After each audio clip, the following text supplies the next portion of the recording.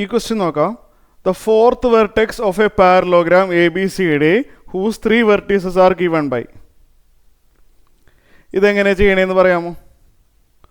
ഒരു പാരലോഗ്രാമിൻ്റെ 3 വെർട്ടീസസ് തന്നിട്ട് ഫോർത്ത് വെർട്ടെക്സ് കാണാൻ പറഞ്ഞിരിക്കുകയാണ്.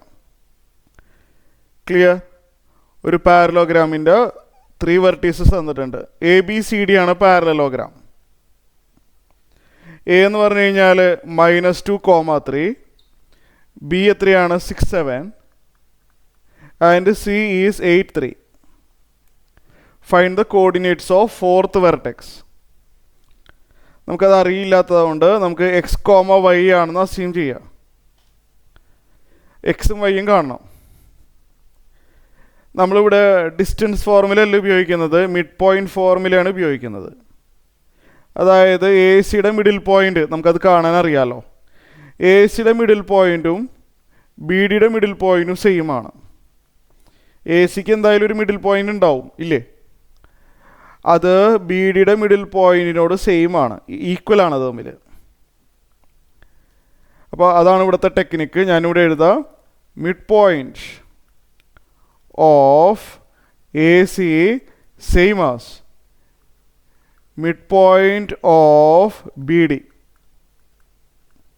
പാരലോഗ്രാമിൻ്റെ ഒരു പ്രോപ്പർട്ടിയാണ്. മിഡ് പോയിൻറ്റ് ഫോർമുല ഓർമ്മയുണ്ടോ? എങ്ങനെയാണ് മിഡ് പോയിൻറ്റ് ഫോർമുല? എ സിയുടെ മിഡ് പോയിൻ്റ് എങ്ങനെയാണ് കാണുന്നത്? x1 + x2/2. അങ്ങനെ ഒരു ഫോർമുല ഇല്ലേ?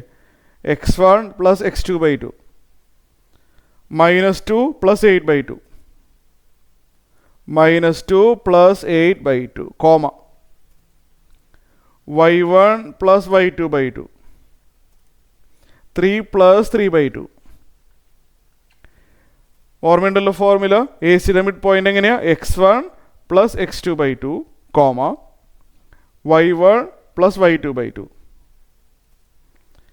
ഇതേപോലെ ബി ഡിയുടെ മിഡ് പോയിൻ്റ് എങ്ങനെ വരും? ബി ഡിയുടെ അല്ലെങ്കിൽ ഡി ബിയുടെ mid point x + 6/2 x + 6/2 comma y + 7/2.